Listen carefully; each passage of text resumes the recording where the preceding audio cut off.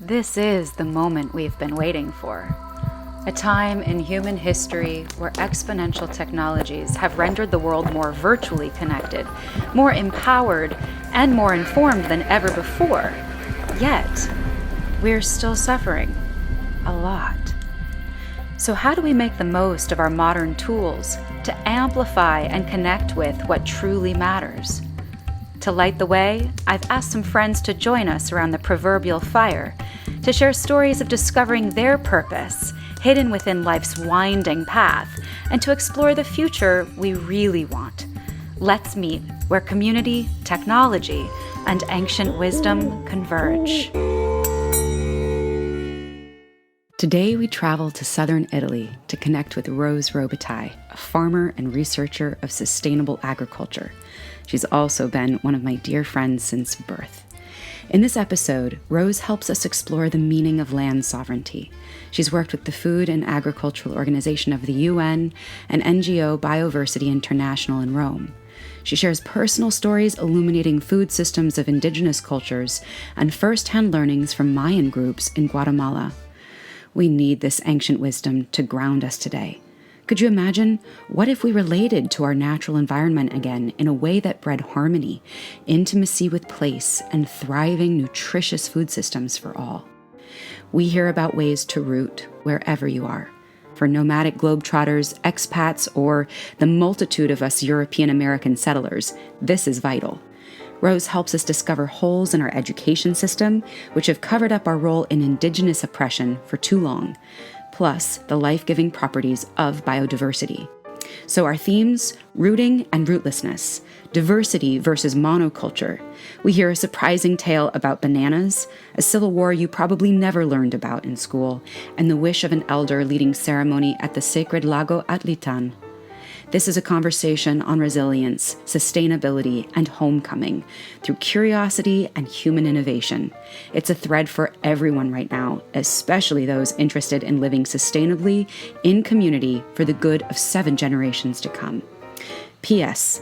This is not meant to speak for Indigenous groups, as members of individual tribes are the true experts. Rather, this is meant to help Westerners especially in considering our role in climate change and the possibility for regeneration through adapting our food systems in ways Indigenous peoples have been forced to through restriction of resources. Let's go. Rose, welcome. I think it's worth adding a little context. August 16th, 2020, we are preparing for an election in the United States. You're from the United States, you're living in Italy, and you've done so for multiple years at different moments. You've had experience living and working and studying abroad, as well as studying permaculture in Central America. Rose, when you're talking about these agricultural systems, what is actually at stake here, right? Like, why does this really matter right now to be working on? That is such a profound question. There are so many reasons why it matters right now. I think one easy way to kind of encapsulate the desperate need is looking at the situation of COVID and understanding our complete vulnerability and the impacts that have really started affecting us in a very tangible way, especially in a place like the United States. Maybe, upper middle class citizens are now also feeling the impacts that Indigenous peoples and people, living in poverty or people living closer to their local ecologies have been feeling for a long time with a shifting climate. So I guess what's at stake here really is that our current agricultural model is not feeding the global population. We produce enough caloric intake for the entire population to give every person to around 2,700 calories. But the reality that we don't talk about is that is not solving our issues of malnutrition, obesity, and hidden hunger, which can come from like deficiency of nutrients. So how do we actually meet these demands. Our current model is not really serving us. We're seeing environmental degradation, a rapid loss of topsoil. We're seeing staggering environmental impacts, and we're seeing the loss of land for millions of people all over the world, and it really feels poignant now. It feels like a tipping point. It's time to act now. And the answers are there. Like we have the tools that we need to be able to meet these challenges. It's really just mobilizing the population and leaders and industry and every sector of humanity, basically, to come into harmony with our ecology. I normally say that I research food systems, that I'm a farmer, so I practice agriculture, but I research food systems and I concentrate on low input traditional farming methods. But that focus has led my work to concentrate on indigenous food systems and really looking at them in a critical way to understand how they can inform the global narrative, which is now, how do we transform an agricultural model which is not supporting humanity and which is having detrimental effects on the environment? So I think that would be kind of like the short synopsis. Researcher farmer. Yeah, exactly. The models of climate change, which tell us, how much we should be warming, we're meeting those, and we're actually going above those limits. So it's really important to look at indigenous food systems because they're already doing that. And actually, a lot of these challenges, loss of land, they've been colonized. So most indigenous populations have dealt with genocide, complete loss of land and displacement, loss of resources and seeds. They have dealt with having to cultivate in different climate conditions, and they're still there producing in community. And though it is challenging to look at indigenous food systems also because of these impacts, they are impoverished often, like Guatemala, for example, which is between 48 and 50% indigenous. Some communities have, in children under 5, 90% stunting. That's sub-Saharan Africa, in a place that has a lot of resources.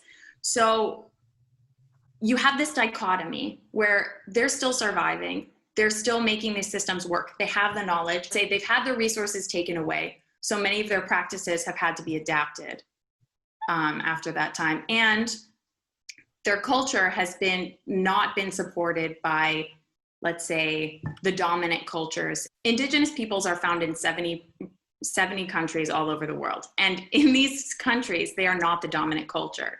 So in each of these countries, you have sort of a suppression and a breaking of the cultural assimilation of this knowledge and this consciousness of how to live within an ecosystem. So before we go deeper into, because now I feel like we've got a global vision of some of the high stakes challenge, which sounds like it's coming a lot through climate change, as well as we're starting to touch into the breaking apart culturally of these traditions that have been sustainable, and certainly a barrier between the popular, perhaps more globalized or westernized, modernized culture in these countries with their indigenous roots, practices, traditions, wisdom. So you've got this separation, even though they may be still living on the same land a little bit apart. This is a challenging question. I think there's not a single definition, but I believe it's important to ask, which is, how do we define Indigenous? So technically, we don't, it's not defined in the sense that also I think people are asked to be self-defining as an Indigenous or a Native peoples. And it's complex because often to be Indigenous or native to an area, you were also persecuted. So that it holds a stigma. But there are some, let's say, some aspects that we can look at that more or less give us an idea of what we're talking about when we're talking about Indigenous cultures. So we're not talking about you take a DNA test and you find out you are Native American or Aboriginal or, Quechua. We're really talking about being part of a community of peoples that have existed on this land, on, wherever you are, that have existed on the land pre-colonization from Europe mostly. And we're talking about cultures that have a different way of operating and different political and social structures based on their local environments. So you'll see often that there are different ways of decision making, different ways of living. Some are nomadic, some are more place-based, but it's really in alignment with their local ecology. I would say that's probably the biggest aspect. Often, as we mentioned, consequently, because of colonization, they tend to have a different culture than the dominant culture in that nation. But there are some also really, obviously, really strong cultures, like in Guatemala, the fact that 50% of the population basically is indigenous. In Guatemala, there's 26 national languages. So that just tells you the variety. Even though there are many cultures under the blanket of Maya, I mean, it's very obvious that this culture is different. You really feel the presence of the Maya culture, and you see how it functions differently than, let's say, a more westernized Guatemalan culture that also exists simultaneously. Yeah. That makes a lot of sense. And any word or any classification, the word Indigenous, the ethnic terms, all these terms we use, they all exist because of comparison. So you're this because you're not that, and it's in relationship. So I'm really gathering like Indigenous, pre-colonization, belonging to a fabric and a community in relationship to their land. Rose, I think it's important to give the circle a little bit more of the deeper context that I have because we grew up together. What was the story of Indigenous culture, Native American culture? I know that that's also played a big role in your family. What was the story of finding love there, finding curiosity there? What drew you? How did that go? Why does that matter to you, young woman from Santa Monica, California, now living in Italy? Yeah. I mean, to start maybe from childhood, both of our mothers practice counsel. So sitting in a circle, maybe we've both been part of sweat lodges. So I think there's a certain type of, there are some cultural practices that have been adopted, within, whether it's sort of new agey, California or more authentic. I mean, it was something that we were exposed to as girls. And I was always very fascinated. My family has been partially based out of northern Idaho in Nez Perce and Kootenai land.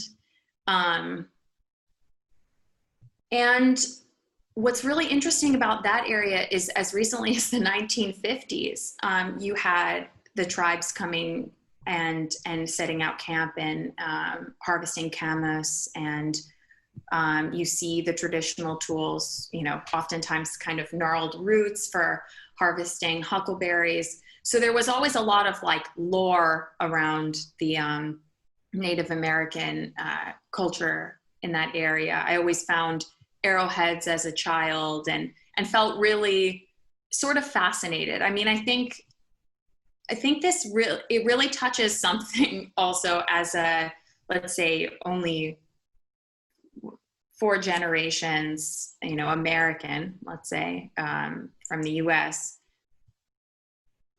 That same idea of roots, this idea of indigenous and being, having knowledge and culture with the ecology and environment around you felt very foreign to me and very attractive.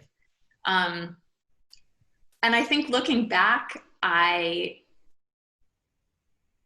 also see a certain amount of ignorance, because I think that it was really difficult in our, let's say, even in Western education, in the education in the United States, to really understand the implications of being on indigenous land and inhabiting it, and having a culture, a dominant culture that is so different from the structures that have evolved with, the Turtle Island. Basically, this is a land and a culture that had already existed for millennia and had, there's a really interesting book called 1491, and the author talks a lot about like what the US looked like when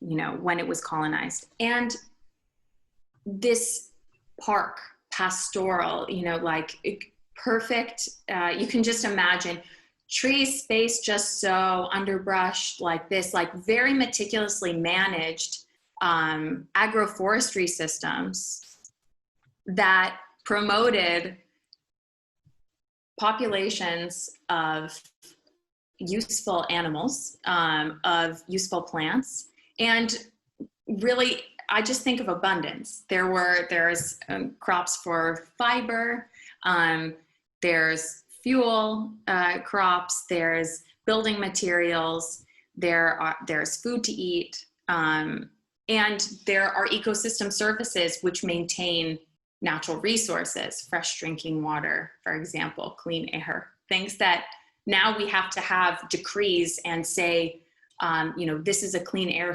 place. It still shocks me being in the Mediterranean and seeing, oh, this is a blue zone. These beaches are blue zones. Why do we have to have a code to say we have clean ocean? Why are we not managing our resources to have healthy natural resources? Looking back at this model, I find myself kind of reaching back into this idea of like, what would it look like if we were more connected to our ecologies? And would we need to have blue zones? And would we need to have designated national forests that no one could touch in a certain way? Or would we have multi-use forests that are more vast and have more habitat, more continuous habitat, and provide more resources and are managed even better? Right. So interesting. And I actually kind of want to come back. You said at the beginning, answering this question around why it matters. I think it's very important. There are a few themes that I'm hearing that are so relevant in a macro scale. There's roots and rootlessness, which is like top of the pyramid right now in terms of issues and the issues that crop up through rootlessness. And a globalized, digitized, nomadic global culture can suddenly, without almost even realizing what's happening, lose touch from its tiny tendril roots with soil and start to shrivel. And suddenly wonder, why are we feeling so ungrounded as a world? Why would we have blue zones? And then, of course, in side by side with this rootlessness to rootedness and this, what seems like a resurgence of fascination around indigeneity and ultimately rootedness, a sense of relationship to land, to soil, to self, I am plugged in. I am a part of this. There's not extracting me from that. You and I are from Los Angeles, California. This is like the Mecca of rootlessness. This is like where everyone in the world comes as a pilgrim with a dream and their own backpack and, you know, a root in a small petri dish going like, maybe one day I'll put this in the ground. And so we've got this rootlessness. Then in the US, we've got this other huge issue that's on the global stage right now that's in relationship to exactly the work you're doing with land, which has to do with diversity. That we've got these monocultures, you're talking about these staple crops, maize, rice, wheat. We've got this idea of the key things, the normal crops, the normal products. And then the rest is sort of, what's that, right? Like all these other vegetables that I'm reading about in your work here that we're not eating, that we're not making, we don't even see. But you just started telling the story of this native lore or ways of working with the land in Idaho back in the 1950s using gnarled roots. You wouldn't even see the tool if you had no idea how it could be used to extract the thing. You wouldn't have even known it was food because it's not in the grocery store. So there's this bizarre dynamic between roots and rootlessness, or rootlessness, and diversity and monoculture. And we are getting ready to have an election between the two. And like, this is massive. So I just wanted to lay that on the table to also demonstrate exactly what you're saying of why these stakes are so high and what the work is you're doing, what this represents. That yes, you're working on food, but you're working on something that is very large and complex. And thank you for really kind of, I guess, encapsulating those, my meandering journey through, I guess, my passions, my background, and then also bringing in some more current research. I mean, I think the paper that you're talking about is really interesting to discuss in terms of looking at diversity versus monocultures, as we were talking about, you know, as a humanity, we're suffering from the triple burden of malnutrition, and we are supposed to have enough calories, but we're really not eating enough fruits and vegetables.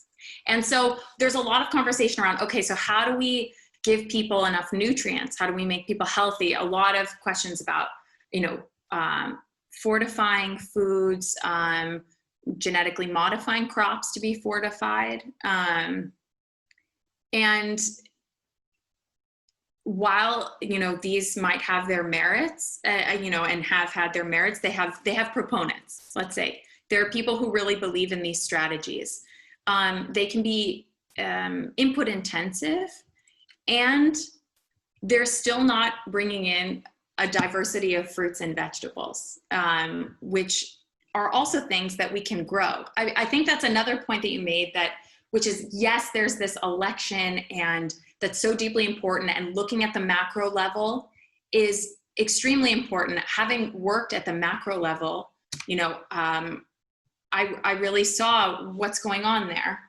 And what I realized is we need to wind it down in terms of our actions. Yes, this election is important. We can acknowledge that.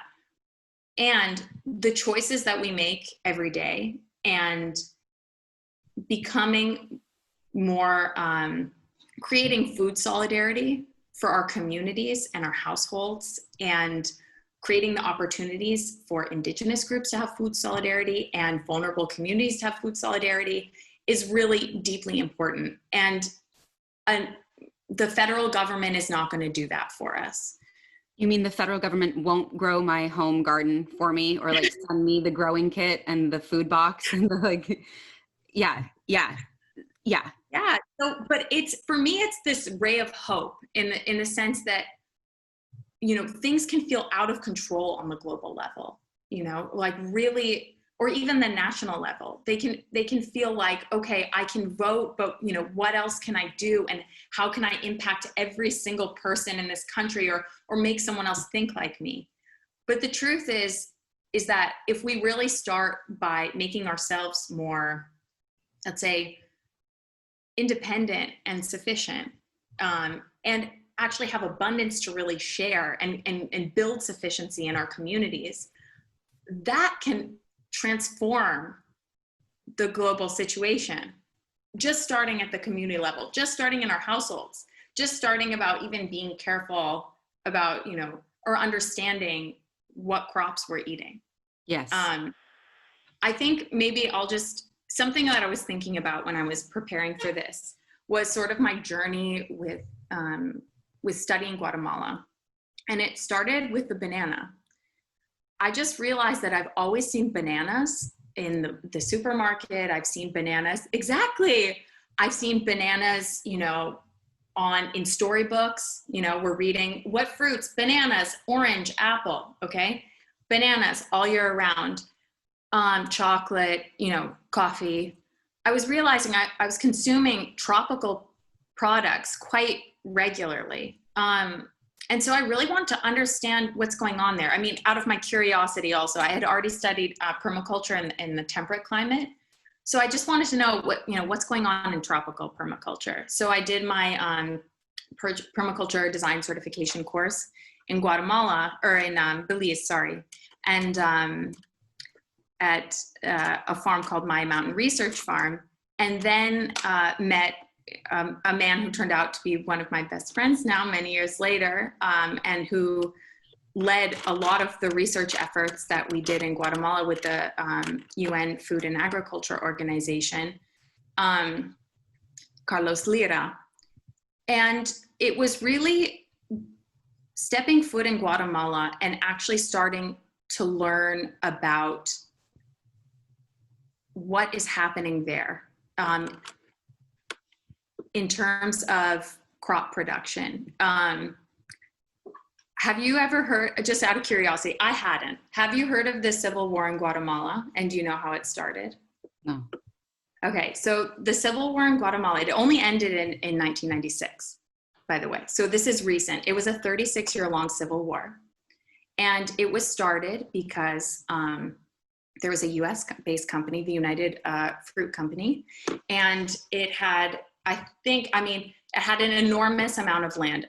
Guatemala has one of the most unequal land distributions in Central America. So I think it's like 2.5% of the growers, the businesses, own 60% of the farmland.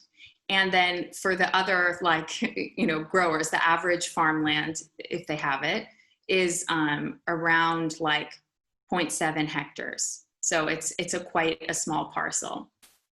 So basically, going back to the United Fruit Company, they had an enormous amount of land. I think they owned something like 40% of the arable land in Guatemala at that time. A U.S. company? Yeah, U.S. company. So what happened was then Guatemala at the time had a dictator, and when a new president who was more let's say, wanted fair land distribution for Guatemalans, and was, also creating schools, and was much more of a, let's say, socialist, when he was elected, the U.S. intervened, and there was a U.S.-backed coup in Guatemala that toppled the government, and the U.S. supported and sustained dictators for 36 years, and the killings of over 200,000 people, genocides, all over the country, primarily indigenous. And I had never heard this. President Clinton has publicly apologized because it's the Historical Clarification Committee found that the United States was responsible for the majority of the human rights abuses during this 36-year period. This was about bananas. This was about agribusiness. This is about controlling food as a commodity.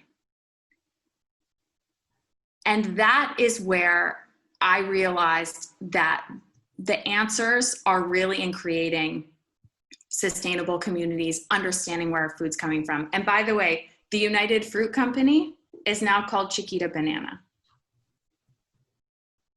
So they never got really disbanded, they just got renamed.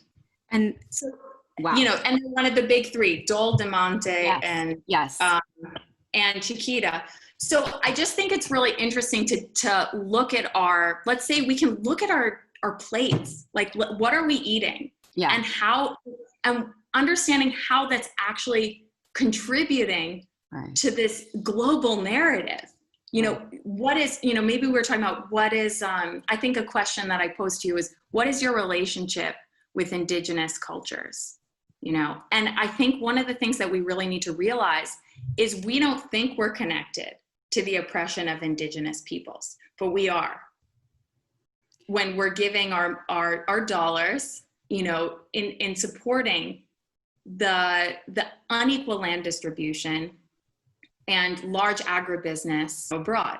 Let's pause there for just a second, because it's really, I think, an important point. And you've mentioned some profound, simple, specific examples here. The banana. Now, I hear definitely the call to, you know, say I'm an HR manager listening to our conversation right now, and I live in San Francisco, or let's say I live in Wisconsin. Okay, I live in Wisconsin, and I'm like, huh, interesting. Okay, I've got a little garden. I can like start planting carrots. All right, maybe I won't buy bananas. And I guess there's this like piece of like, what am I taking in that is, and how do I relate to my native cultures, communities, either near me or in my mind? Because there's also perhaps, and this is, you know, I'm not going to be PC here, I'm going to call out my own ignorance. There could be some fetishizing of Indigenous cultures. And especially with what you're talking about, if you've got a greatly uprooted mass of people, there's going to be like an exodus of this cloud existence we've created back to something that feels meaningful again and feels sustainable. And it might even be this like siren call of like, I don't know why, I just really need houseplants. I don't know why I'm buying this book, but like it makes me feel comfy because it's talking about something old and something that works. And it seems like these communities actually like to be with each other, and like maybe they don't disown their parents, and like maybe they visit their elders, maybe they actually ask questions to hear stories. And Rose, what we have to get into now is, because I'm kind of bouncing around here, but I want to find not only, yes, make the local, specific, simple daily choices that are close in.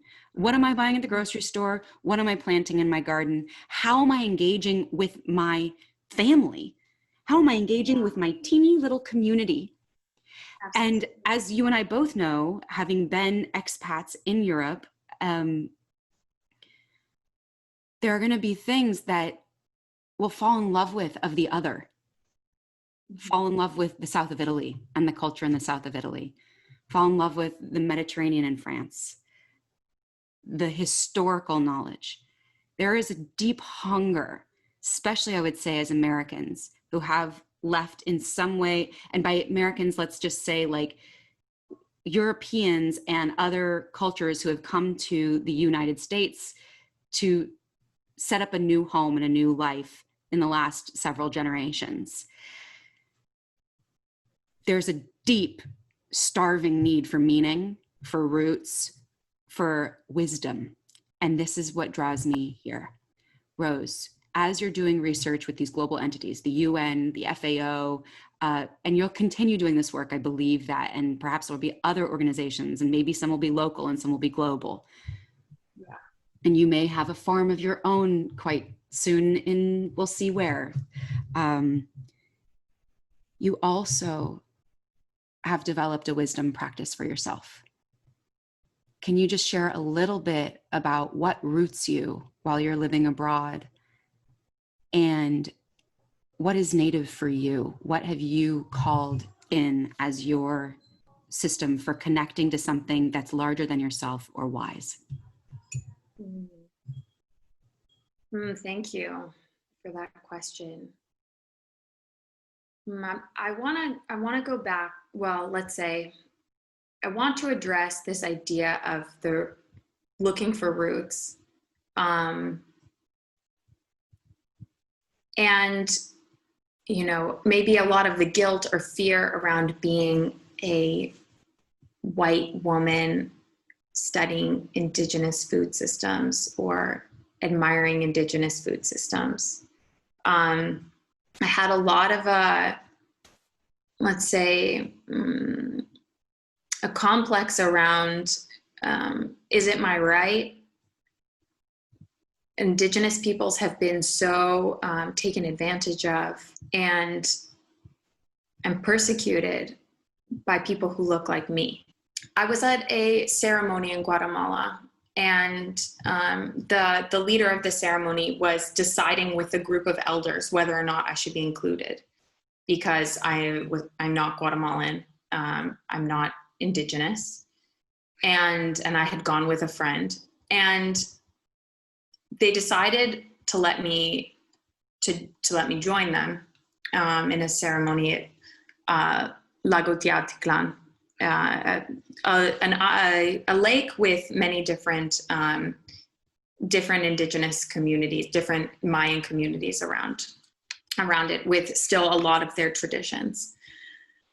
And I remember what he said to me. He said, "You're not here because we need your help.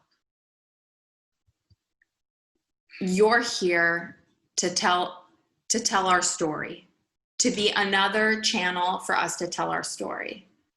And I think that grounds me in the sense of, I do believe in that story. I believe in the practices that I've seen. I mean, they're remarkable.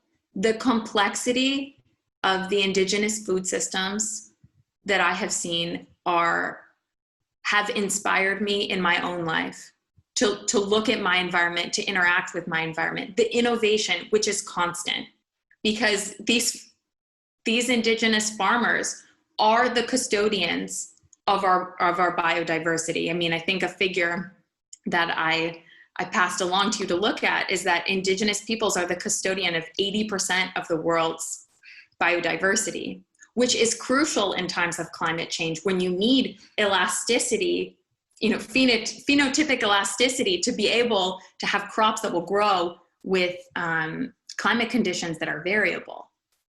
And in different, let's say, even if you're being relocated in different environments completely, with different soil types, low access to water, etc. So again, grounding me, what is rooting me is getting to know the environment where I am.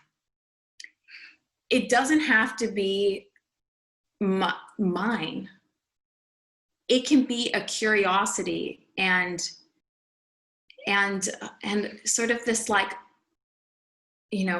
flirting with or humble observing the different plant communities, understanding how to use them, understanding how they interact with each other, understanding, I mean, even in southern Italy, an area where you're not thinking indigenous culture. I mean, you're thinking Italian grandmothers making pasta, but the number of people who I've met, harvesting wild plants, and I'm asking them, what are they harvesting? How do they prepare it? Or, oh, my great grandfather made that, but that's food for poor people, cooking that herb. Or, so, I mean, I think that there are these cultural lineages that we can tap into wherever we are.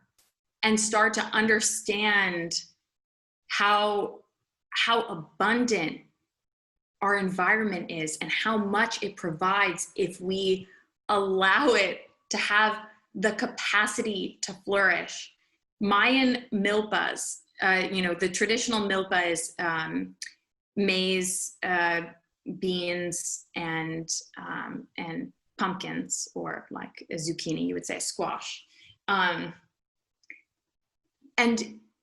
in the indigenous communities that I was in, underneath these different layers of more stable food crops was an abundance of wild herbs, medicinal, dark green leafy vegetables. Children were going and picking them and saying, this is my favorite thing to eat. I love soup with this herba mora, or whatever they were finding. There was an interaction, a playfulness, an engagement with the land. There was also a letting it provide. One of the things that I found in research that I was doing at that time was that in areas where chemicals were used, you had a much lower diversity and people had less satisfaction with what they were eating. So what happens if we say, this may look messy, It's also about like, okay, so there are weeds, but can we eat them? A weed is, oh my gosh, that's a great quote. I'm going to butcher it, but a weed is as a plant who's, all right. I feel like I know this one. I feel like I know it. Who is it? No, it's not Emerson. Is it? A weed is a plant whose virtues have not been discovered yet. But something like that. But it's just this idea that this discovery, it grounds me. No matter where I am, I will have that discovery and engagement, and that is putting roots, and that is creating love with a place. I think it gives a foothold immediately to anyone, anywhere right now, that you can find rooting through curiosity.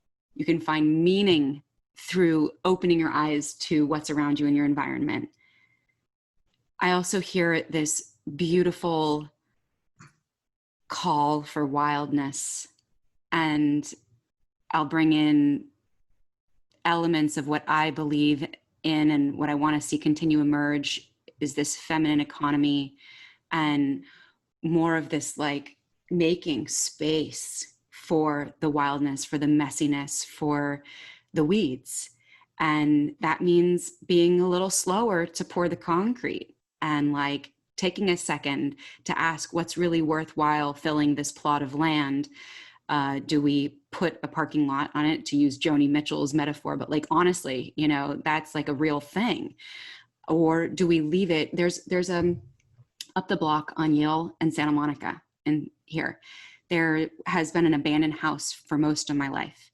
And since I've come back, I've seen it, the abandoned house got taken away, and then there was just this empty plot and tons of weeds.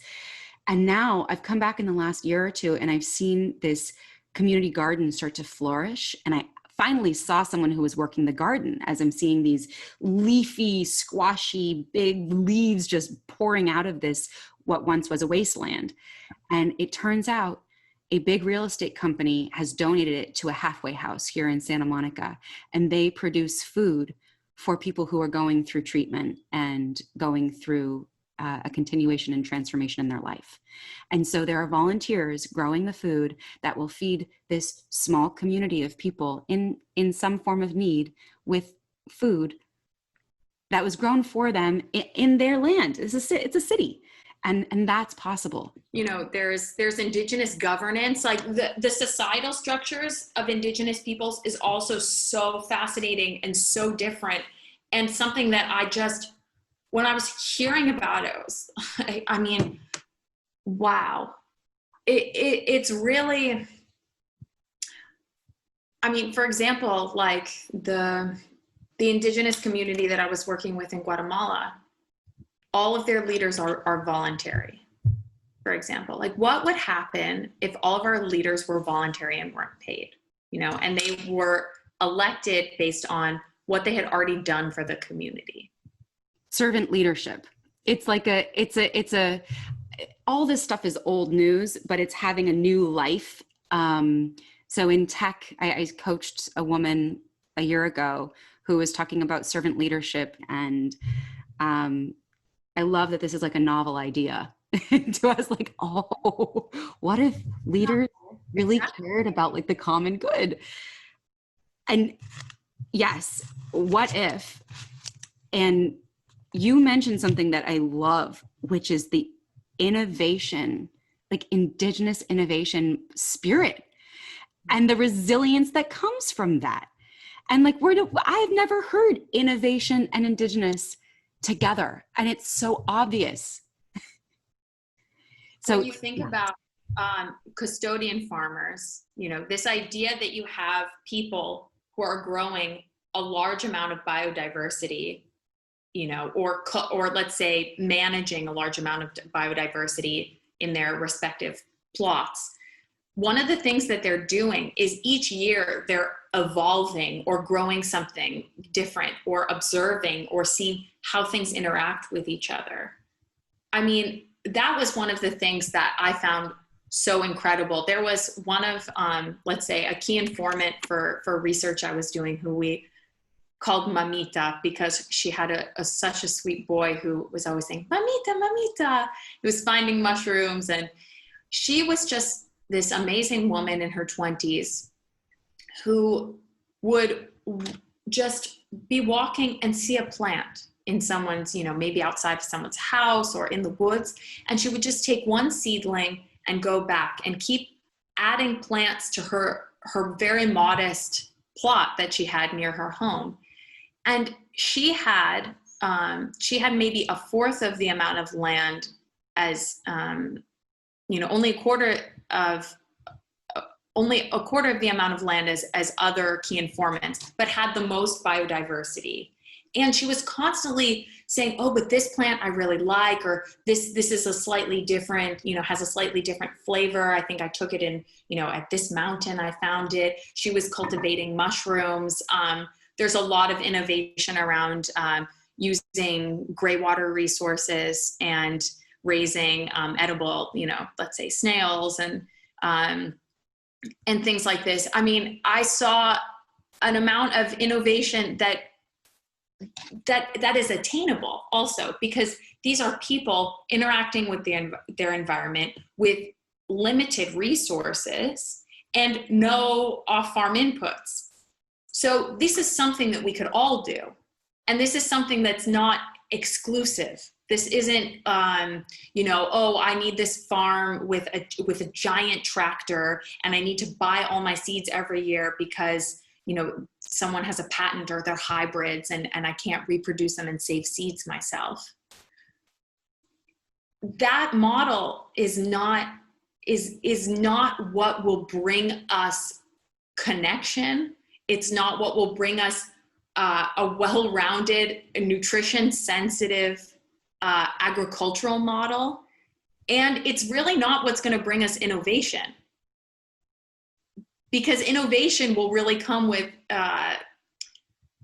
the smaller systems and the ability to really act on these micro levels without all the input. I mean, what would happen if we didn't have access to fossil fuels today? What would happen to our global food system? What you're talking about is this sort of enormous change and constraints. So COVID is a fantastic example. We didn't know if it was possible to put the brakes on the world until we had to, and we did. We did. I had to fly back here before the borders closed. You didn't leave. Like there were sudden impositions that created a shift. We watched as the earth thrilled at that pause. And it is possible. And what you're talking about, I love this. I love this invitation for people to not, I think, especially in our commodity culture and like capitalism, we associate, we brand things. I don't have a farm with a tractor and the space, and I'm not a farmer. So I don't do that. I don't look at plants. I don't know what plants grow along the, the weeds along the fence that I walk by as I go to the grocery store, whatever. I love the breaking down of that idea to be something so right sized that I can take it home with me. Anyone could, anywhere. You've got urban farmers in Cuba with their rooftop, lushness. And even if it's just, I love the sensitivity to do essentially A/B testing that I'm hearing from this mamita of like, let's compare this to this and which grows better, how and where. And like, yes. And what you said is their creativity thrives with constraints. So the idea that we have to have some opulent field, so to speak, a field of anything in order to do the thing is wrong. It's incorrect. And we are more free. Yeah, I agree with that. I also do think that maybe there's a level to the constraints, in a sense that, these people are really making a lot out of having very few resources, and are innovating, and it's incredible.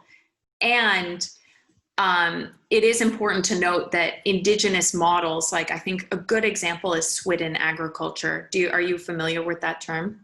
Yes. Is that Sweden? Now remind me, is it burning? Okay, so like a slash and burn. Yeah, yes. Type of thing. So in Guatemala, Belize, there's something called the Maya Forest Garden also, which is basically a type of like agroecological agroforestry model. So you have, in this model, traditionally, you have a cycle that's about 20 years long. So you need access to a certain amount of land to be able to actually rotate, do this traditional model. Yes, that's right. Exactly. That's right. Because you need to give time for the forest to regenerate. Because basically what you're doing is you're taking a forested area, you're bringing it down, you're using those materials for building, or whatever you need them for. But at that point, they're mostly building materials. And of course, there's always food mixed in, fruit, nuts, etc. But you're taking that and then you're slashing it, using the materials, burning it, and then using it for more annual crops, and then a succession, which would maybe include things like, in Guatemala, for example, bananas, pineapples, things that are growing quite quickly that you will get a harvest from. And then that's moving on to maybe, you interplant some other trees and shrubs that are slowly coming up. And eventually, once they shadow out these, they shade out the succession crops, then you have the new succession. And then you have, you're planting your other trees and they're coming up, and eventually they'll shade out that succession. But so you're having this abundance of food in each phase, but it's not possible without access to the land. So you'll find that in Guatemala, actually burning, which is a very traditional practice, is actually being discouraged, because now it was happening on a much more rapid timeline. And without having the ability of cultivating a forest, people were just burning every year to try to fertilize. And that was actually just, eroding soil health. So I guess I'm saying that in the sense that, now things like basically slashing and then leaving materials on the ground to decompose, to kind of like build up the soil matter, and also to smother weeds, is something that's being taught in Guatemala. But I guess just for the context of like, yes, there's innovation, and yes, this is happening on a small scale, and there is still deep knowledge of bigger systems that can be integrated on a larger scale that are also sustainable, but there needs to be access to actually cultivate in traditional pathways, using traditional pathways. Thank you for calling that out. That is important. And I'm going to stop myself from going down a rabbit hole around it, because I think that's something where I would just say I'd like to learn more personally of how I can support that more massive scale return to sustainable practice. And as we start to wrap up here, Rose, who do you believe most needs to know about this work? Everyone. I say everyone, because even I think there's a lot of disconnect in Indigenous communities. There are breakdowns of traditional pathways where knowledge was passed on to future generations. And that's why I think that really everyone can look into this. You don't have to be a farmer. You don't have to grow things. It's just about doing the research and being aware. For example, me learning about the US involvement in Guatemala and the civil war there while I was doing my research, that should not happen when I am 30 years old. We need to be informed. We need to push for proper educations to really be informed about us, the United States and their involvement in other countries, and our involvement in other countries, and our impacts as consumers. Who's one person that inspires you or gives you hope?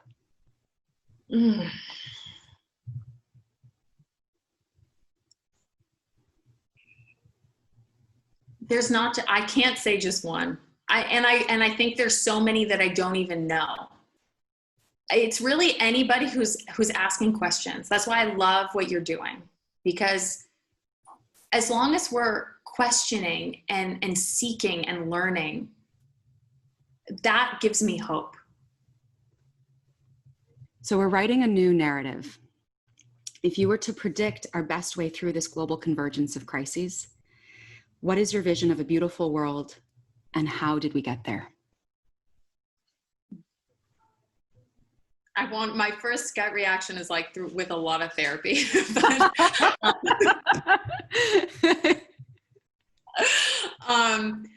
Okay, I'll start with my vision. I'll start with the endpoint. Vision of the world. Again, the questioning, the openness, the learning, the communication. I think that the future can be more beautiful. It can be more beautiful than my wildest dreams, because I don't even know what the capacity of humans to realize their own strength and abundance and enjoy in community and selflessness and care. All of these, and connection with the ecology. I don't even know what that could look like. And it gives me hope to know that it could be better than I could ever imagine. How do we get there? Continuing to question, continuing to learn. I really think one of the biggest challenges is this idea of scarcity. What I would like in my journey to this wild, beautiful unknown, I would like to take away the fear of scarcity, that if I created opportunities with my resources for others, that I would lose instead of gain. And just, I guess, embedding myself back in the political and societal systems of Indigenous people. There is a concentration on the whole, the group, the collective. And this scarcity comes from the individual, and it doesn't really bring me that richness. So that is maybe very incomplete and vague, but that's really my honest answer. No comment. It's very clear. And I'm going to just end with, oh my God, so much gratitude for what you are doing and for what you have already shared here. And always, Rose, your spirit, you have been such an inspiration in my life. And you have helped spark me taking leaps and adventures and at times necessarily throwing caution to the wind to grow. And I really thank you. And I believe in you being like a Johnny Appleseed of inspiration. Like I just see you like giving it out so generously of your perspective and your willingness to feel and your willingness to learn and also question. So speaking of questions, is there one question that is at the heart of your work? And you don't even have to answer that. Just what's the question at the heart of your work? What can I learn today? Yes. Oh, I love that. And to complete, imagining that we are in this global energetic council with the core of our earth as our sacred fire. And we're all connected right now. And we just got to hear some stories from you from the south of Italy. And we'll be hearing some stories from someone else soon. Would you please pass the talking piece with a question for the next guest? Okay. My question to pass the talking piece with is, what are you afraid to give up that you know you need to give up to go forward? I love you. I'm so grateful. Thanks for joining us on Path and Purpose. Before you go, is there something you want to take with you? Perhaps a story that sparked a new thought or feeling for how you want to live closer to what matters most. Add your voice to the circle by leaving a note in the comments, and we hope you'll continue walking the path with us on SoundCloud, iTunes, and YouTube for stories from future guests about making meaning in this emerging world. Until then, let's be safe and have fun.